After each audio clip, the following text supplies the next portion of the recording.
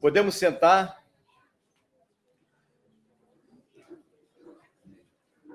Eu gosto muito desse momento de adoração. Para mim, se ficasse adorando aqui, falar só, hoje não vai ter palavra, vai ter adoração. Eu aceitaria numa boa.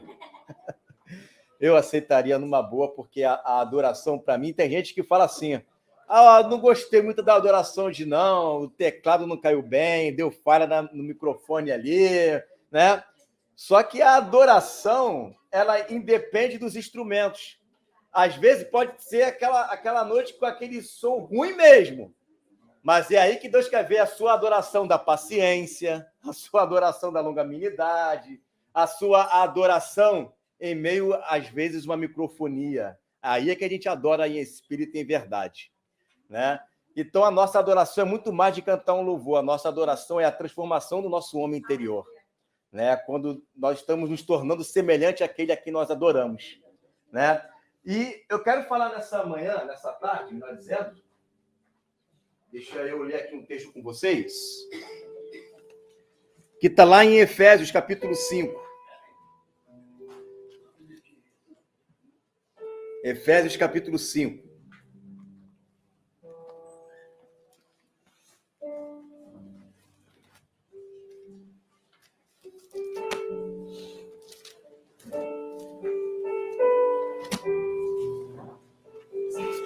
Efésios, capítulo 5, vamos falar um pouquinho sobre a criação do homem, né?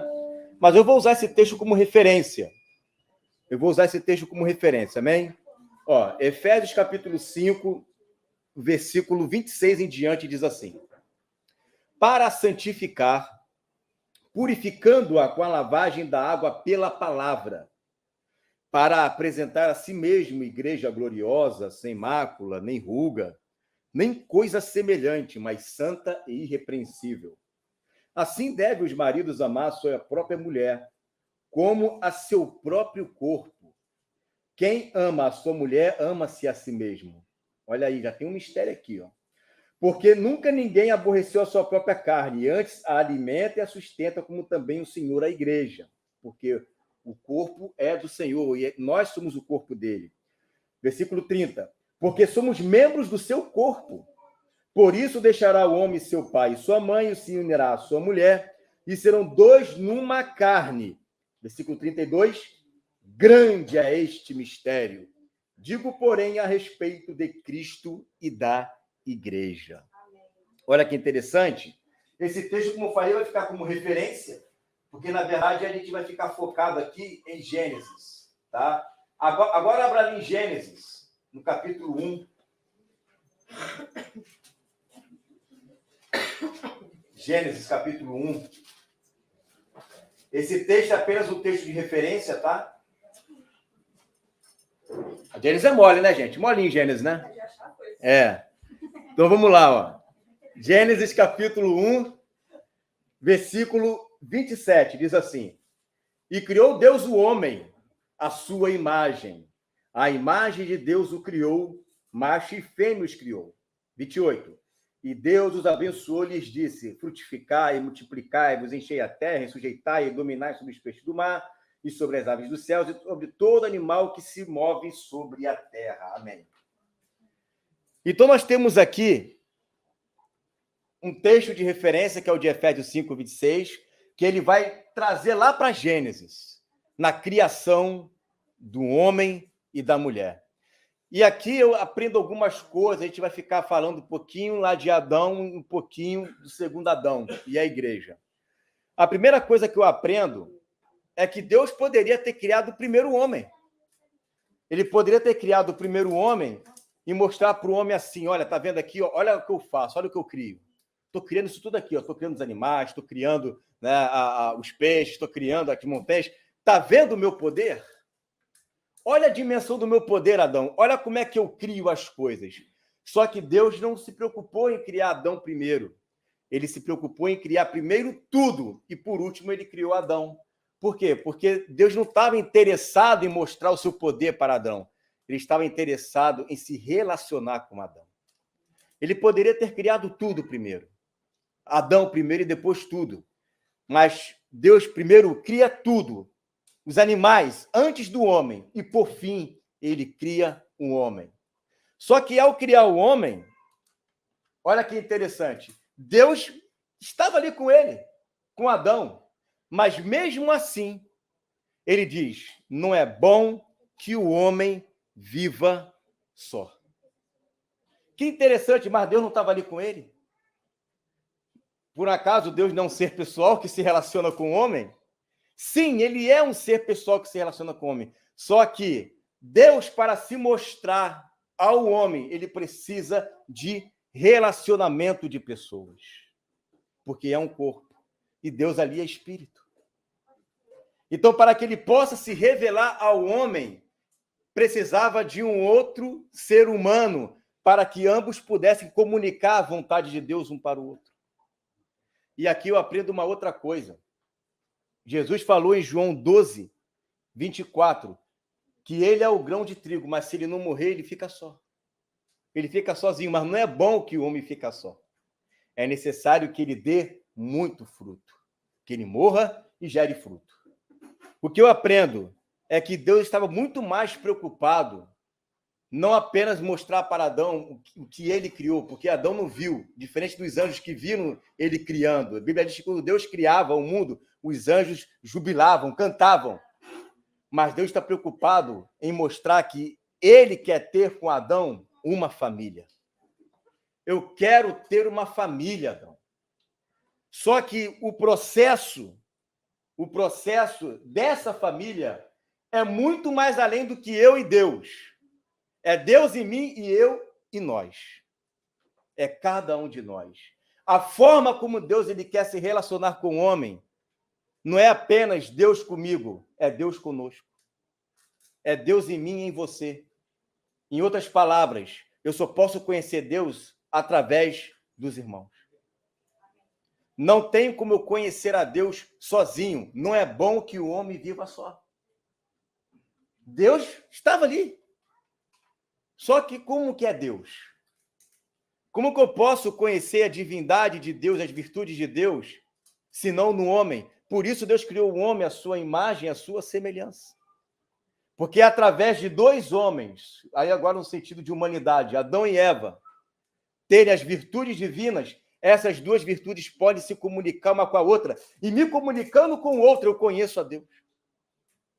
E Deus pode ter comunhão com os dois. Por isso ele diz, façamos. Eu e o Filho vamos fazer o homem, a nossa imagem e a nossa semelhança. E ele vai lá e abençoa. Agora, um outro mistério que está aí é que, quando Deus cria Adão, ele não cria Eva fora de Adão. Por que Deus não criou Eva fora de Adão? Poderia ter criado também, né? Poderia ter feito, já acabou o barro? Não acabou o barro, tinha muito barro ali. Mas o que Deus está querendo mostrar é que Deus não está querendo criar apenas indivíduos, mas está querendo criar pessoas a partir de outra pessoa. Porque ele quer criar um corpo. Então, quando ele tira Eva de Adão, ele está dizendo, eu não estou tirando Eva de um outro lugar, eu estou multiplicando pessoas semelhantes a Adão, segundo a minha imagem, segundo a minha semelhança. Quando Jesus ele era o unigênito e hoje ele é o primogênito, o que ele está querendo dizer com isso? Que ele também caiu no pesado sono. E no momento em que Jesus ele morre, é tirado do lado dele água e sangue, que é o texto que nós lemos, que purifica e santifica a igreja. O que ele está querendo dizer? Eu estou tirando a Eva de dentro de Adão, porque eu quero que a Eva se torne semelhante a mim. Por isso que diz lá em Colossenses 3,3 que nós estamos escondidos em Cristo, com Cristo. A Eva estava escondida em Adão. E a Eva sai de Adão. E Deus vai lá e abençoa. Criou Deus e os abençoou. Significa que esse corpo sacerdotal já está abençoado por Deus. Eu não preciso correr atrás da bênção, porque a bênção já está sobre a minha vida. A bênção já está sobre o corpo sacerdotal. A bênção já está na minha vida. O que eu tenho que fazer agora como sacerdote é abençoar os outros. Porque isto é a visão do governo. Isto é a visão do governo. E olha que interessante, porque se Deus cria Adão e a partir de Adão sai a Eva para abençoar e sujeitar os seus filhos, o que ele está querendo mostrar com isso? Se Deus cria Adão à sua imagem e sua semelhança, que as nações terão que ver a imagem e semelhança do Filho em Adão e Eva, ou seja, hoje, Cristo na igreja. Nós é que temos que refletir a imagem do Filho para as nações. Nós temos que refletir essa imagem do Filho para as nações, porque nós saímos desse segundo Adão. Quando a Eva é apresentada a Adão, ela é apresentada plena e perfeita, e ambos se casam. E assim será com a igreja também. Só iremos nos casar com ele quando estivermos incorruptíveis, plenos e perfeitos. Amém. Tudo isso acontece através de uma coisa que a gente chama ali, que era comunhão, porque Deus criou Eva para ter comunhão com Adão. E Deus ter comunhão com os dois. A Bíblia fala, em Hebreus 12:14, que sem santificação ninguém verá o Senhor. Olha que interessante. A gente pode sim aplicar essa passagem, né? Que sem santificação eu não verei o Senhor no futuro. Mas nós já podemos ver o Senhor através da sua vida. Não é assim que Jesus falou? Quem vê a mim vê o Pai? Por quê? Ele é o Pai? Não, mas ele refletia a glória do Pai. Então, sem santificação, as nações não verão a Deus. Por quê? Porque eles terão que ver a Deus em nós. Através da minha santidade, as nações verão como por um espelho a realidade de Deus através de mim. Isso era um mistério que estava lá no Éden, porque Deus está criando Adão para sujeitar as nações, para que as nações vissem Adão à imagem e semelhança de Deus. Só que Adão pecou. E Jesus vem restaurando tudo isso. Porque na restauração, o que Deus está trazendo? Deus está trazendo aquilo que ele queria lá no Éden, criar um corpo, Cristo e igreja. Não é unidade, é unicidade. Não é indivíduo, é unidade, unicidade. Não são dois apenas. Não é um coletivo de eus, mas é uma comunidade de todos nós. Não é apenas Igor, não é apenas Pedro, não é apenas a Luciana, não é apenas a Fernanda. São todos nós. Deus não pode, as nações não poderão ver Deus a partir de mim, eles terão que ver a Deus a partir de nós. É um corpo. E corpo implica em relacionamento.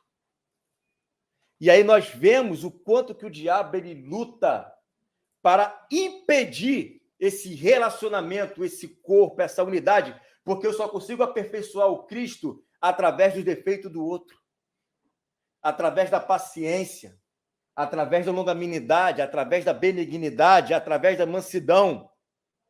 Porque é através do irmão que o outro é aperfeiçoado, que o outro aperfeiçoa a mim também.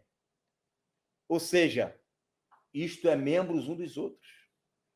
E a gente vê a dificuldade que as pessoas têm para se relacionar. Por isso que o diabo ele trabalha sujo para poder ferir aquela pessoa, trazer mágoa àquela pessoa, trazer sentimentos, né, ressentimentos, tristeza, raiva, ódio. Porque se decepcionou com um homem. E qual é a primeira coisa que a pessoa pensa? Eu não quero mais estar congregando com ninguém. Quando eu falo congregar, é estar em comunhão com os irmãos. Eu não quero mais isso. Por quê? A pessoa perdeu o sentido do corpo. Porque para ela é muito mais estar como um indivíduo do que estar como um coletivo, do que estar como a igreja. Porque aí ela não se fere mais. Só que sozinho não se aperfeiçoa. Porque o aperfeiçoamento vem através da comunhão. Porque Deus está no partir do pão. Deus está ali no partir do pão. E individualmente eu não posso revelar a Deus, porque Deus ele se revela apenas no meio do corpo. Adão estava lá, mas não era bom que ele estivesse só. Era importante que Adão tivesse a comunhão. E nós lemos o texto em Efésios, que ali era o Cristo, mas não é bom que o Cristo esteja só. Falei com ele, para ele, a igreja. Só que essa igreja ela precisa entender essa unidade de corpo, essa perfeição de estarmos juntos, porque Cristo só pode estar manifestando o seu poder através da unidade. Jesus falou em João capítulo 17, para que todos sejam um, assim como eu e o Pai somos um, para que eles sejam um em nós, para que o mundo creia que tu me enviaste. É através da unidade. É através do corpo unido, juntos. Não é através do indivíduo, não é através de um único homem, não é através do eu, é através sempre de nós. Nós. Eu não sou templo sozinho. Eu sou templo com vocês. Nós somos o templo.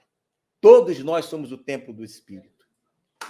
E nós precisamos entender e ter essa noção de corpo. Quando a gente fala, vamos nos reunir, vamos adorar juntos, vamos estar juntos. Isso quer dizer que nós estamos procurando atender ao chamado de Jesus, que não é bom que nós estejamos sós. Não é bom que eu esteja sozinho. Não é bom que eu caminhe apenas vendo vídeos no YouTube na minha casa. Não é bom que eu esteja isolado lá, chorando e plantando raiva e ressentimentos do que aconteceu no passado. Não. Quando eu resolvo estar congregando com os irmãos, isso significa que eu estou lançando fora todas as minhas mágoas, que eu liberei o perdão e eu vou dar uma nova chance para estar com irmãos que também querem crescer comigo. E aí, é essa visão, né, de ser uma só carne já começa agora, não vai começar lá na frente. Porque para que Jesus ele possa se casar com a igreja, é preciso que a igreja primeira esteja em unidade, esteja ataviada. E esse é um problema muito sério, porque o que acontece? A gente, ao invés de trazer a responsabilidade para nós transferimos essa responsabilidade para Jesus. Tipo, olha para Jesus. Isso aí é com Jesus. Não, Jesus vai ter que resolver isso daí. Eu não sou ele para te perdoar. Quando a gente transfere a responsabilidade para ele, eu tiro de mim o peso de ser o peso da glória de Cristo. E eu não posso tirar esse peso da glória de Cristo. Eu preciso carregar também a minha cruz. Jesus não carregou a cruz e ele já pagou o preço por nós, não. Ele pagou o preço que ele tinha que pagar para nos salvar. Agora, para que eu venha me aperfeiçoar e conquistar essa salvação, eu tenho que carregar a minha cruz, sim. E todos os dias. E cada um com seu peso. E carregar a cruz não é fácil. Mas é através da cruz que eu alcanço a coroa. Porque sem a coroa de espinho não vem a coroa de glória. Só que a gente está fugindo da coroa de espinhos, isso aqui é a coroa de glória. Porque a coroa de espinho, ela reflete em sofrimento, ela reflete muitas das vezes o negar a si mesmo. Aliás, sempre ela reflete o negar a si mesmo. Por quê? Porque quando eu quero mostrar Jesus, eu não posso mostrar Jesus no céu, eu tenho que mostrar Jesus através da minha vida. E isso não é uma coisa fácil de se fazer. Mas é a nossa responsabilidade. Se a gente foge disso, a gente está fugindo do que Adão fugiu lá na frente, lá atrás. Ele fugiu da responsabilidade dele de cabeça, de chefe, ele fugiu da responsabilidade. E nós não podemos fugir dessa responsabilidade. Olha que interessante, a nossa vida ela tem que ser totalmente pautada em Jesus. Nós temos que refletir a pessoa de Jesus, porque ele é o meu membro e eu sou membro dele. Quando a gente faz uma oração, por exemplo, a gente pensa que o nome de Jesus é um passe de mágica, né? Não tem que terminar a oração em nome de Jesus, tá? Porque senão não acontece. É como se fosse uma varinha mágica, né? Fala o nome de Jesus e as coisas acontecem. Não. Quando Jesus fala tudo que pedir em meu nome, o que ele está querendo ensinar com isso? Ele está ensinando que todas as suas orações devem apontar para a minha pessoa e o meu caráter. Deve apontar para a minha autoridade, para a minha pessoalidade. Então, às vezes, vocês pedem coisas e não recebem, porque vocês pedem naquilo que não representa a minha pessoa. Quando vocês devem orar no nome de Jesus, não é um passe de mágica, não. O nome de Jesus reflete que o que você está pedindo, ele aponta para o Cristo. Quando vocês oram no meu nome, vocês estão dizendo o que eu estou pedindo está refletindo a vontade de Jesus. Está refletindo a santidade de Jesus. Está refletindo o que ele quer. Está refletindo o que ele deseja. Está refletindo o caráter e a santidade dele. Aí ele atende a minha oração. Tudo que eu peço em nome dele, ele vai conceder. Agora eu entendo por que às vezes as pessoas pedem e não recebem. Pedem por seus próprios deleites, não representa Jesus. Não representa o caráter dele. Não representa a pessoalidade dele. Não representa aquele que faz parte do nosso membro. Porque tudo que nós fizermos tem que ser para a glória dele. Para a glória de Jesus. Por quê? Porque eu sou membro dele. Eu não sou Igor, eu sou Cristo. Que heresia? Não, não é heresia. Eu sou ungido. Eu vivo não mais eu, mas Cristo vive em mim. Não tem mais Igor aqui. Igor, como indivíduo, com os seus gostos, existe, mas como caráter, agora é Cristo. Como caráter, como santidade, é Cristo. Então, tudo que eu tenho que fazer segundo a imagem e semelhança de Jesus. Eu estou sendo restaurado para um homem antes da queda. Na verdade, quando diz façamos um homem, Deus está fazendo esse homem até hoje, através do Espírito. Ele está fazendo esse homem a imagem e semelhança para que eu venha a casar com Jesus e venha refletir Deus às nações, e as nações venham estar sujeitas a Cristo e à igreja. E tudo isso por meio da unidade. Tudo isso por meio do amor. Tudo isso por meio do partir do pão. Tem gente que pensa que tomar a Santa Ceia, tomar a Santa Ceia aqui, né? Vamos comer o pão. Não é comer o pão, é repartir o pão. É você estar em repartição com os irmãos. É você estar dividindo. É a consciência, não é apenas o comer, mas é a consciência de corpo. É por isso que ele fala, tem muita gente que come indignamente, porque come sem discernir o corpo. Porque o partir do pão reflete a comunhão que eu espalhei com os irmãos no corpo.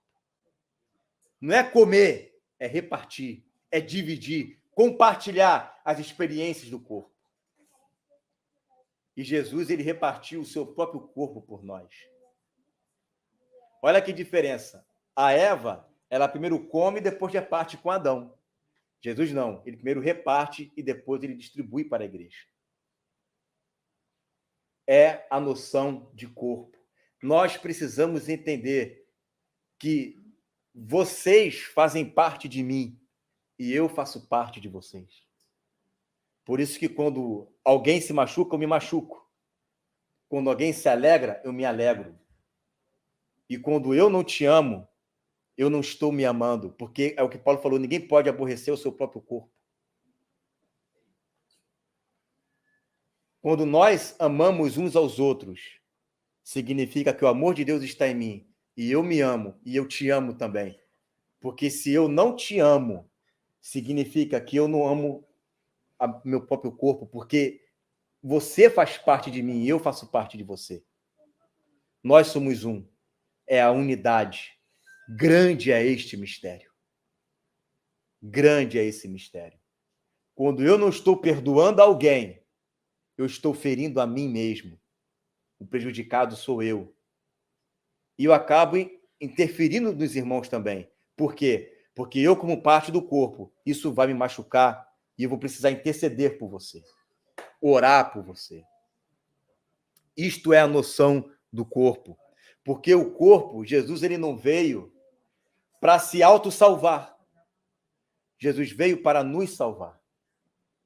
E nós estamos aqui para fazer um ministério da reconciliação das nações com Deus. Ou seja, eu não estou aqui para buscar os meus próprios interesses, porque o amor não busca os seus próprios interesses. Nós estamos aqui para buscar os interesses do outro. Eu estou aqui para tentar mostrar para você o Deus que há em mim. E esse Deus que há em mim vai constranger o amor dele em você também. Eu estou aqui para refletir esse Deus. E esse Deus que está em mim vai constranger quem está ao meu redor. Ou seja, é um Cristo andando na terra. Todos nós somos um Cristo andando na terra. Deus não está formando apenas uma igreja, Deus está formando uma pessoa. Nós somos uma única pessoa, e essa pessoa se chama o corpo de Cristo, que vai reinar sobre as nações. Mas antes que ele reine sobre as nações, é necessário que esse filho varão venha nascer no meu coração primeiro. Venha ser formado dentro de mim primeiro. Agora, essa formação, ela só pode existir através da relação, através da comunhão. Porque corpo de Cristo é partir do pão. Corpo de Cristo é estar junto, estar próximo, é estar unidos. Então, eu fico, às vezes, muito preocupado quando as pessoas... eu só vou me reunir quando tem tempo. Eu só vou quando der para eu ir. Não, isso não é buscar o reino de Deus em primeiro lugar. É dar resto. Porque quando você busca o reino de Deus em primeiro lugar, você vai fazer a sua agenda de acordo com o que sobrou. E o reino de Deus já está lá, em primeiro da lista da sua agenda. E o restante eu vou adequando. Mas quando você busca o reino de Deus em segundo, terceiro lugar, você faz as coisas desse mundo e, por fim, você vai colocar o que deu para o reino. Isto não é colocar o reino de Deus em primeiro lugar. Isto é colocar os seus interesses em primeiro lugar. Eu sei que, às vezes, acontece de ocorrer imprevistos, mas o seu coração está lá. Se você pudesse, você estaria lá. É diferente. É muito diferente. E tudo isso a gente só entende quando a gente ama. Porque só o amor pode produzir o desejo de estar próximo do irmão. Só o amor. Tem gente que, às vezes, vem para uma reunião, vem por curiosidade. Vem para comer, vem para ver, né, como é que funciona. Depois vai embora, nunca mais aparece. Por quê? Ele não entendeu o papel do corpo de Cristo. Ele não entendeu que o aperfeiçoamento ele vem através do ajuste do corpo, né, das ligaduras entrelaçadas um com o outro. É chorar com os que choram e é se alegrar com os que se alegram. Isto é visão de corpo. Provérbios fala em Provérbios 18:1. Aquele que se isola está em busca dos seus próprios interesses e está longe dos conselhos dos sábios. Então, quando a pessoa ela quer andar isolada do corpo, ela só busca os seus interesses. E os sábios não aconselham a fazer isso. Agora, quando você anda próximo, você está em busca do interesse do próximo. Saber o que está faltando, em que pode ajudar, em que pode orar. Mas a pessoa, ela não dá para andar com ela. Você acha que era fácil andar com Pedro? Você acha que era fácil? Não, é o outro. Era o outro Pedro lá, né? É o outro, é. Pessoal acusando, né? Ô, Pedro, né? Você acha que foi fácil andar 3 anos, né? Jesus chegou a chamar de Satanás, lá em Mateus capítulo 16. Não foi fácil andar com um camarada que tinha dificuldade para... Olha, Pedro era um homem assim, ele era prático, né? Ele era uma pessoa que ele era bom de liderança, de organização, de fazer as coisas. Ele era, você sabe que ele tinha esse ímpeto, né, de fazer as coisas assim. Não, então vamos embora. Então, se tiver que morrer, vamos lá. Né? Ele era desse jeito. Mas quando você tratava de relacionamento, aí não era o forte dele, não. Aí tá olhando para ele porque... Quando se tratava de relacionamento, aí não dava. E Paulo teve que dar uma chamada nele. Paulo teve que dar uma chamada em Pedro, por quê? Porque Pedro, ele era um bom líder, mas ele tinha problema de relacionamento. Ele não tinha paciência com o outro. Quer ver um outro grande líder que também tinha problema de relacionamento? Moisés. Era um homem inteligente, mas ele tinha problemas de relacionamento. Aonde ele entrava tinha confusão. Ninguém gostava dele. Né?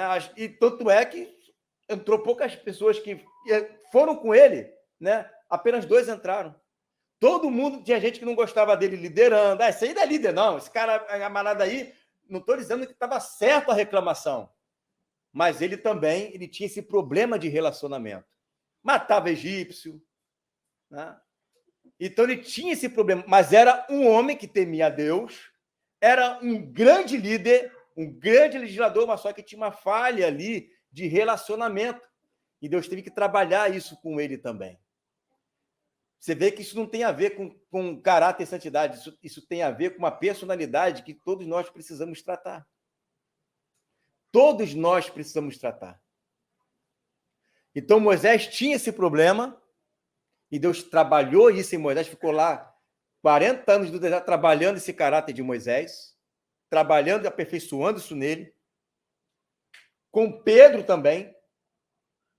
Jesus várias vezes teve que falar com Pedro lá, quando teve os lençóis descendo com os animais. Jesus falando com Pedro, Pedro, não comi nada imundo. Aí Jesus teve que falar de novo, come, Pedro, estou mandando comer. Jesus mandando comer, o cara não quer comer. Né? Então, problemas de quê? Confiança, relacionamento. Aí Paulo teve que ir lá e chamar a atenção dele, para dizer, Pedro, não é assim. Você tem um comportamento com um, tem um comportamento com o outro, com o judeu de uma maneira, com o gentil de outra. Como é que é isso? Por quê? Porque todos nós estamos passando por esse processo de aperfeiçoamento, só que o caminho para o sucesso está no relacionamento. Deus poderia pegar Moisés e falar assim, Moisés, faz o seguinte, fica lá no monte, até brigo com Pedro, né? Quando ele estiver lá no deserto, o pessoal estiver enchendo o saco lá, apareceu um grupo de Coreia, a gente vai lá para o monte, vou ficar lá até Jesus voltar, vou ficar 3 anos e meio no monte lá. Vou ficar 3 anos e meio no monte, deixa o pessoal lá, né? Vamos ficar aqui, né? Só aguardando acabar a grande tribulação.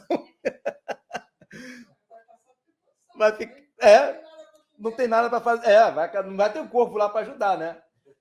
Mas, nessa brincadeira, a gente está mostrando o seguinte, que problemas de relacionamento as pessoas vão ter. Mas o que Deus está trabalhando com isso? Está trabalhando o nosso convívio com o próximo. Está trabalhando justamente o amor, porque estar perto de gente boa é muito fácil. Difícil é amar o inimigo.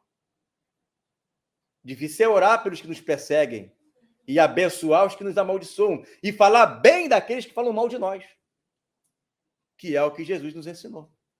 Aí é que é difícil. Né? Mas como que eu consigo vencer isso? É através do relacionamento. É através da comunhão. É através do partir o pão.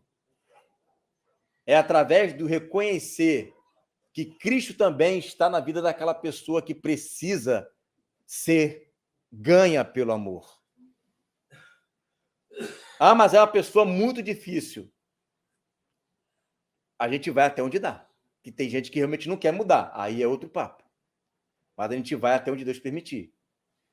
Até onde Deus permitir. Então, quando Deus ele forma Adão e tira Eva de Adão, ele não está criando ali uma associação de duas pessoas, dois indivíduos distintos um do outro, mas ele está formando uma expressão distinta da mesma pessoa.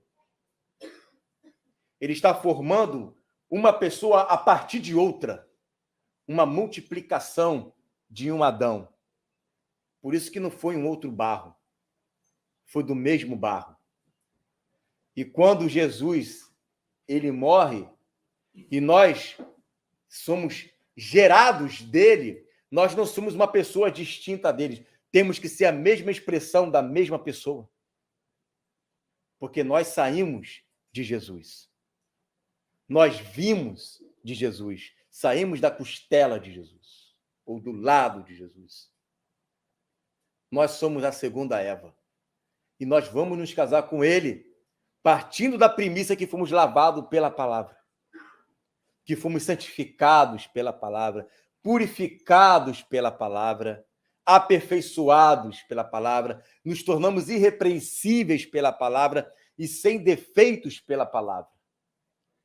E, por fim, gloriosos pela palavra. Mas nada disso é possível se eu não reconhecer que eu preciso de você e você precisa de mim. Somos um no Senhor.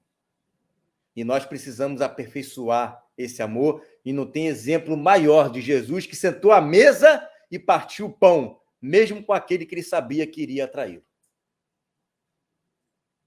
Ele sabia que Judas iria trair ele, mas mesmo assim ele estava tendo comunhão com ele. De repente, para dar até uma última chance. Mas a gente sabe que tinha que cumprir as profecias. Jesus sentava à mesa até na casa de fariseu. Vai ser a mensagem daqui a pouco. O irmão Pedro vai falar. E a gente olha para nós, vemos e pensamos, puxa vida, eu acho que eu sou muito especial, eu sou muito bacana, eu sou muito santo para entrar em comunhão com pessoas, né, que são falhas. E mal sabe nós é que estamos falhando em não amar aquela pessoa, em suportar aquela pessoa. Porque se Jesus não desistiu de mim, quem sou eu para desistir do outro? Quem somos nós para desistir daquele que a gente não tem paciência para amar? A gente vai jogar para Deus de novo, quando na realidade eu é que tenho que ser a expressão máxima de Deus em mim?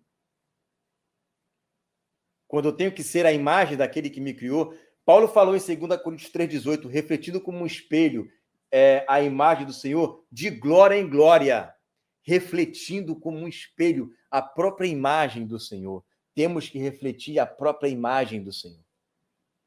É as pessoas olharem para mim e não ver Igor, mas ver o Cristo que está em mim. E não é apenas o Cristo está em mim, é o Cristo que eu sou, porque eu sou um pequeno Cristo. É como se Jesus falasse assim, olha, eu fiz a minha parte, eu vou te ajudar a você fazer a sua parte, carrega a sua cruz. Aí você vem me seguir. Porque para ser seguidor de Jesus, tem que carregar essa cruz. É uma palavra para esse tempo, sim. É uma palavra, porque quando o diabo desce, na metade da semana de Daniel, ele desce porque a igreja, a mulher, formou o Cristo varão. Ela formou, ela gerou. Paulo fala em Gálatas 4,19, eu rogo com dores de parto, até que Cristo venha a ser formado em vós.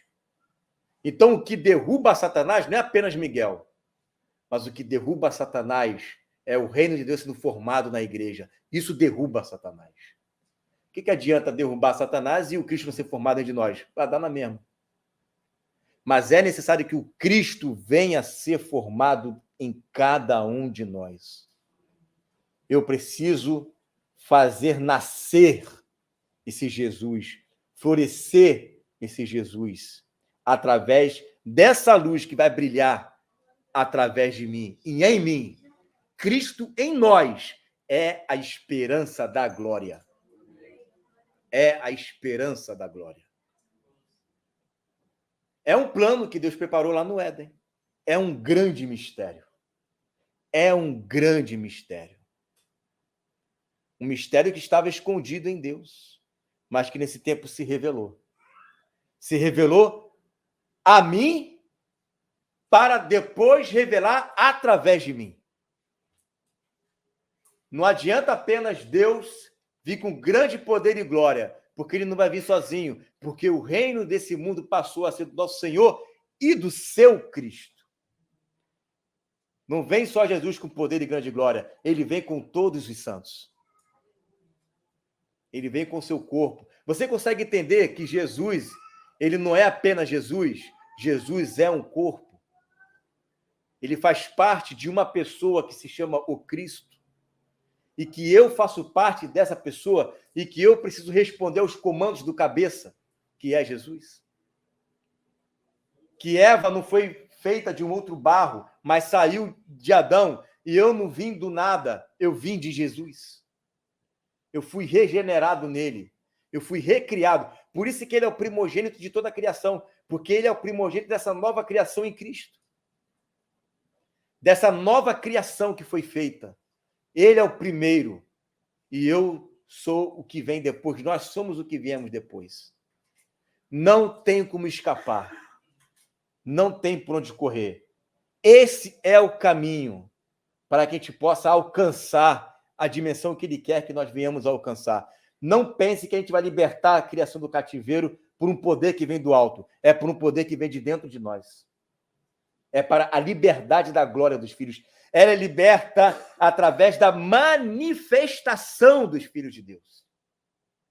É a manifestação dos filhos que liberta a criação. Não é apenas Jesus que liberta a criação. Não é apenas Jesus que vem e liberta, não. Jesus vem porque a igreja se casou com ele e houve uma manifestação de todos os filhos juntos, unidos. E a criação pôde ser, então, liberta do cativeiro da corrupção. É a unidade do corpo. Nunca é sozinho. Jesus morreu para que fosse gerado um corpo. Jesus morreu para que esse corpo ele viesse se manifestar o caráter e a pessoalidade de Jesus através do Cristo que somos cada um de nós. Nós somos o Cristo. Consegue imaginar? Nós somos o Cristo. Ele é Rei de reis. Ele é Senhor de senhores. Ele é Filho. Eu também sou. Ele é sumo sacerdote. Eu sou sacerdote. Ele é herdeiro. Eu sou co-herdeiro. Ele é Deus. Vós sois deuses. Ele é um com o Pai, para que todos sejam um em nós. Ou seja, somos uma só carne. Osso dos ossos. Carne da carne. A mulher, esposa adjuntora do Senhor. Que vamos ser um com ele para sempre. Um único casamento, a rainha desse reino. E que vamos reinar sobre muitas nações. E as nações verão a Deus, sim, através da igreja. Porque quem vê a mim, vê o Filho e vê o Pai. Nós somos um só. A glória que Jesus ele recebeu do Pai, ele transferiu para os seus filhos, para os seus irmãos. Jesus falou isso. A glória que o Senhor me deste, eu transferi para eles. Então, houve uma transferência de poder, de unção, de magnitude. Houve essa transferência. Deus, ele não vai dar para mim a onipresença, a onipotência, a onisciência. São atributos exclusivos da divindade. Mas ele vai me permitir que eu viva toda a plenitude das virtudes divinas. Toda a plenitude das virtudes divinas, ele vai nos dar. Ele não quer comunicar, por isso que eu falei no início, ele não quer comunicar o poder às nações, porque as nações, eles acreditam no poder. Se eles veem a eclipse, já ficam todo, né? Deus existe, olha lá, a eclipse. As nações, elas creem em Deus pelo poder. Mas ele quer comunicar à igreja, não é o poder, é uma paternidade, uma família.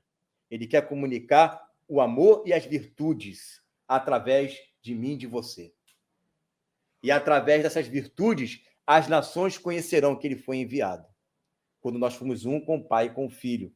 Como ele diz, em perfeita unidade. Em perfeita unidade.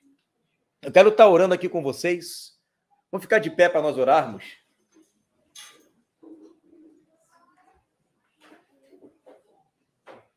Eu sei que essa palavra, ela veio para mostrar para nós o quanto eu e você precisamos melhorar. Mas não tem outro caminho. Eu poderia chegar aqui e fazer uma campanha, né, com você. Vamos fazer uma campanha aqui, irmão, vamos embora, tal. Vamos se alegrar, vamos se alegrar. Esse é o sábado da vitória, o Shabat da vitória, né? Mas a maior vitória é essa, é a nossa fé. É a nossa fé que vence o mundo, né? É a nossa fé que vai vencer o anticristo. É a nossa fé que vai vencer o diabo. E é a nossa fé que vai fazer a gente vencer nós mesmos. A nossa carne, né? O nosso eu, o nosso ego. Deixar as minhas vontades de lado e passar a fazer a vontade daquele que me criou, daquele que me formou. Nós não somos aqui um coletivo de indivíduos. Nós somos aqui um corpo em unidade. Não é eu e você, apenas você e você. Somos todos nós, como uma só pessoa. Senhor, eu entrego, Senhor, a tua igreja aqui em tuas mãos.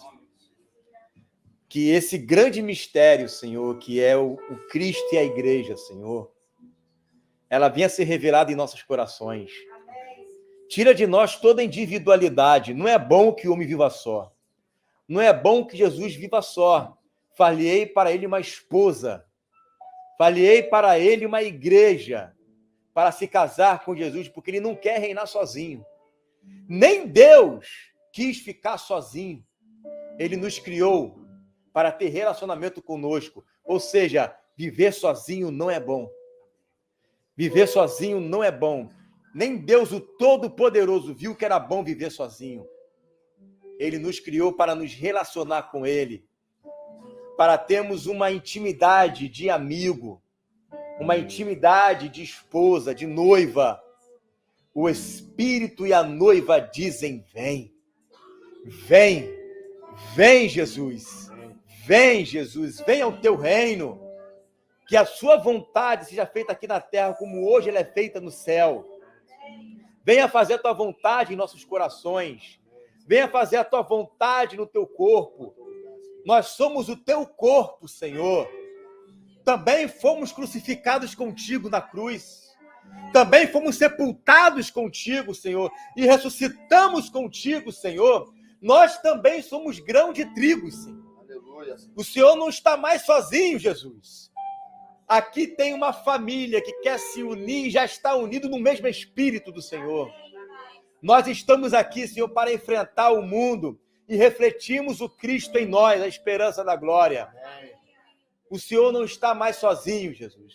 Tu não é mais o primogênito, unigênito unicamente, mas é o primogênito, Senhor. Tu és o primogênito dentre muitos irmãos.